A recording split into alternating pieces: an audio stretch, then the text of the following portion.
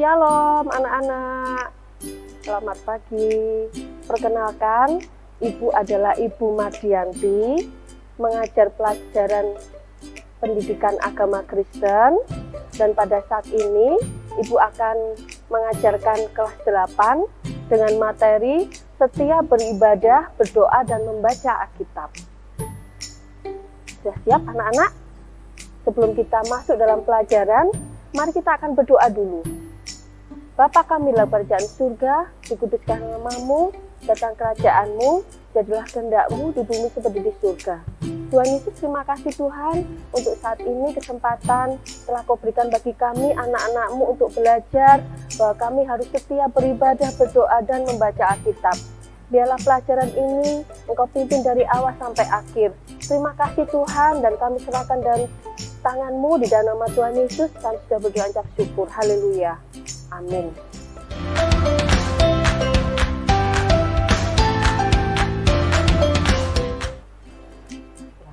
Anak-anakku, apa artinya ibadah anak-anak? Dalam bahasa Ibrani, ibadah abad yaitu berarti bekerja. Lawan dari bekerja adalah istirahat anak-anak. Jadi ibadah juga berarti untuk melayani atasan, tuan, nyonya, dan ibadah dalam perjanjian lama juga berarti sebagai sarana pertemuan antara Allah dan umatnya anak-anak, di mana inisiatif itu berasal dari Allah. Sedangkan untuk pengertian ibadah dalam perjanjian baru adalah ibadah dalam bahasa Ibrani abad, dan ini adalah Yunani lateria anak-anakku, artinya pekerja upahan, pelayan, dan mengabdi. Jadi anak-anak sudah mengerti arti ibadah dalam bahasa Ibrani, Yunani. Bagus ya. Kita akan lanjutkan di dalam pengertian ibadah keseluruhan anak-anakku yang terkasih dalam Tuhan, yaitu sarana umat bertemu dengan Tuhan, baik secara langsung maupun secara kelompok, secara pribadi atau bersama-sama untuk mencari tahu kehendak Tuhan.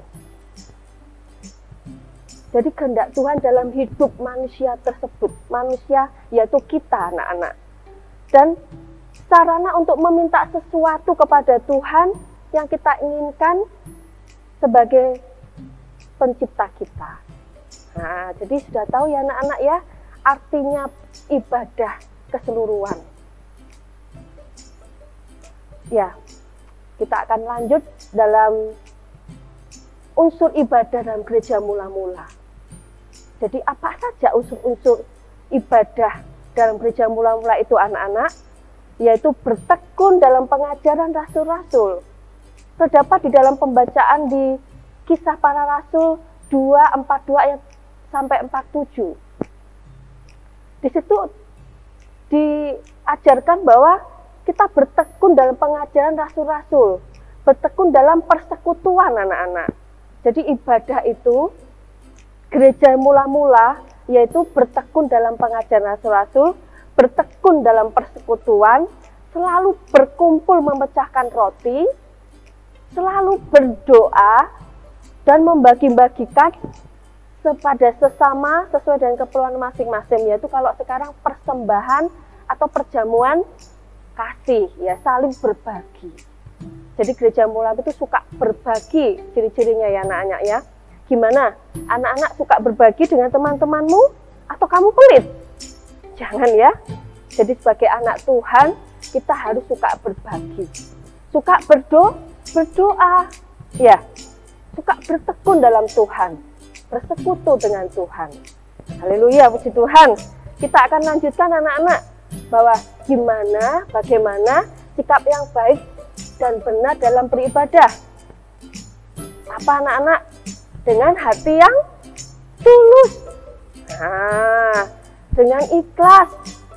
Jadi tidak boleh mengeluh, nggak boleh menggerutu, nggak boleh dengan beban, tapi dengan tulus kita datang kepada Tuhan. Kedua yaitu bersikap sopan dan berpenampilan sederhana. Jadi tidak over gitu loh anak-anak ya.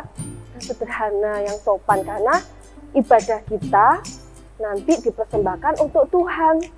Jadi kita harus persembahkan dengan ikhlas. Nah, gitu ya anak-anak ya. Dan berdiam diri dan patuh menerima ajaran. Ayo, siapa yang pada saat ibadah kalian ngobrol sendiri atau kalian main HP sendiri mungkin pada gereja? Nah, di sini Tuhan mengingatkan kita bagaimana sikap yang baik adalah berdiam diri, menerima ajaran dengan patuh. Nah ya, yang suka ngobrol sendiri harus bertobat. Kalau sudah beribadah harus yang tenang, yang anteng, yang fokus. Nah, anak-anak memang hebat ya. Kita akan masuk dalam pengertian doa. Doa itu apa anak-anakku? Yang kalian panjatkan mungkin bangun tidur, mungkin mau makan, mau pergi. Nah, doa adalah hak istimewa anak Tuhan. Jadi sesuatu yang dilakukan anak Tuhan untuk dipanjatkan kepada Tuhan. Yang kedua adalah doa adalah komunikasi dengan Tuhan. Jadi komunikasi kita dengan Tuhan dengan media hati kita. Mungkin mulut kita tidak bisa berkata-kata, tapi engkau bisa berkata-kata dengan hatimu, bisa berbicara, berkomunikasi dengan hatimu bersama Tuhan. Karena anak-anak, bahwa Tuhan itu bisa mendengar hatimu, bisa melihat hatimu.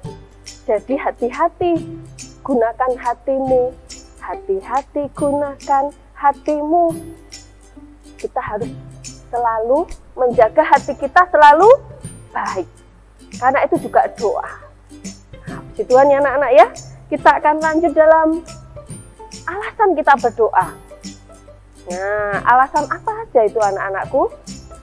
Yaitu Tuhan ingin kita mencari dan bersekutu dengannya. Ya, Tuhan ingin kita dekat dengannya anak-anakku. Kita tidak ingin, Tuhan itu tidak ingin kita jauh dari Tuhan.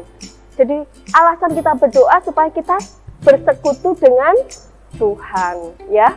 Yang kedua, Tuhan ingin meminta, ingin kita meminta padanya dan menikmati sukacita, ya. Siapa yang di sini pagi ini atau hari ini nggak bersukacita? Pasti belum berdoa. Hah? Ayo, kita harus selalu bersukacita. Bersukacitalah, senantiasa tetaplah berdoa. Itu ya firman Tuhan pada saat ini, pagi-pagi ini. Yang ketiga adalah alasan kita berdoa apa anak-anakku? Tuhan ingin kita terlibat dalam karyanya dan memuliakannya. Jadi alasan kita berdoa adalah memuliakan nama Tuhan. Kita masih mengingat Tuhan dalam hidup kita. Ibu Mardianti membayangkan kalau kalian tuh tidak berdoa satu hari gitu aja. Pasti rasanya hampa. Rasanya pasti kosong dalam hatimu.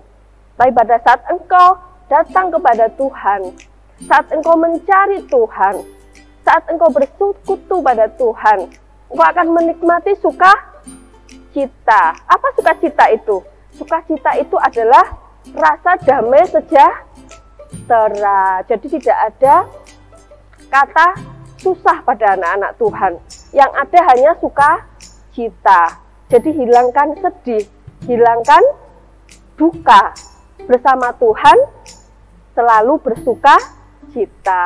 Oh haleluya. Sekarang kita akan lanjutkan alasan berdoa yang keempat. Apa anak-anakku? Kira-kira. Jadi Tuhan merancang kita untuk kita selalu hidup dalam persekutuan di dalamnya. Jadi Tuhan menginginkan kita selalu di dalam lingkarannya Tuhan. Jangan sampai kita keluar dalam kuasanya Tuhan. Kalau kita selalu berdoa, otomatis kita akan selalu dalam naungannya Tuhan. Nah, jadi alasan kita berdoa, anak-anak sudah tahu. Jadi mari kita setiap hari selalu berdoa. Jangan lupa berdoa, ya. Baik anak-anak, kita akan lanjutkan yaitu fungsi doa.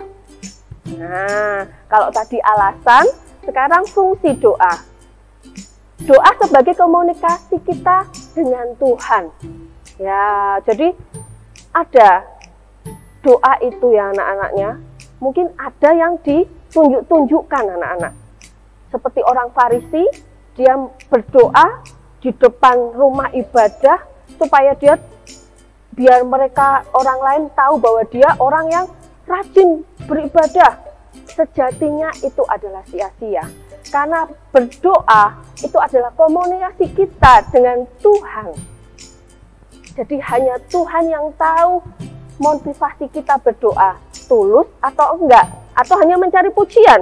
Oh, itu anak itu kok rajin berdoa ya, itu kelihatan tuh di depan gereja tuh dia berdoa. Nah, sedangkan dia hanya mencari pujian. Jadi mari kalau kita datang kepada Tuhan, kita sungguh-sungguh mencari Tuhan, kita mau berkomunikasi dengan Tuhan. Oh ya, yang kedua, fungsi adalah doa sebagai pembuka saluran berkat kita. Gimana? Anak-anak, kalian pasti pernah punya ingin sesuatu. Misalkan pengen handphone gitu ya, karena handphone yang satu rusak, yang satu harus mengerjakan tugas pakai handphone, sedangkan handphone yang lama ini nggak bisa dibuat tugas. Kalian harus gimana? Berdoa, jangan sak-dek-saknyet minta papa mama, minta handphone, sedangkan kamu nggak berdoa dulu. Wah, jadi fungsi doa, kamu meminta kepada Tuhan supaya doa itu menjadi saluran berkat. Nanti papa mama diberkati Tuhan, baru bisa membelikan kamu handphone. Nah, kayak gitu ya anak-anak ya. Yang ketiga adalah doa membuat iman semakin kuat. Nah, bedanya kalau anak nggak berdoa sama anak suka berdoa, mentalnya udah beda loh ya. Kalau anak suka berdoa, dia suka selalu bersuka cita, selalu kuat. Tapi kalau anak yang jarang berdoa, dia pasti gampang sedih, nangis, gampang marah, gampang kecewa. Jadi dikatakan di sini fungsi doa adalah membuat iman semakin kuat ya.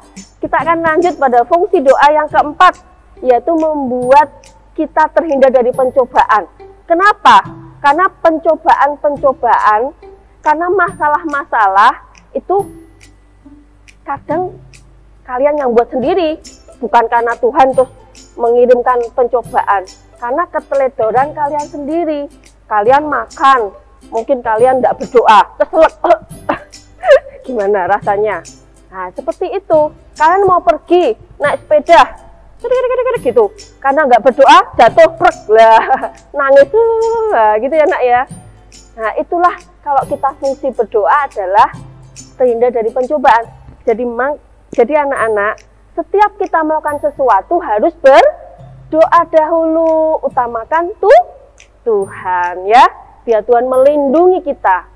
Yang kelima adalah doa membuat kita terhindar. Oh, 4 aja anak-anak ya. Jadi kita sudah tahu fungsi doa ada 4. Saudara, anak-anakku yang terkasih dalam Tuhan, yang hebat, ayo, ada. Kalian pernah nggak kalau berdoa ada 3 hal. 1, mungkin kalian dijawab sama Tuhan, dikasih apa yang kamu minta. Ya, memang 3 jawaban Allah atas doa kita tuh ada 3, yaitu ya.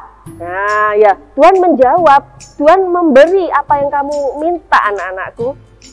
Yaitu Allah memberi yang kita inginkan, seperti tadi handphone. Tuhan memberikan handphone kepadamu karena kamu sudah berdoa. Jadi Tuhan memberikan saluran berkat pada mama papa sehingga kamu menerima apa yang kamu doakan. Jawaban Allah yang kedua atas doa kita apa kira-kira? No, tidak. Nah, tidak anak-anak. Kenapa tidak? Karena tidak mendapat apa yang kamu minta, tapi Tuhan percayalah Tuhan akan mengganti yang lebih baik. Nah, gitu anak-anakku.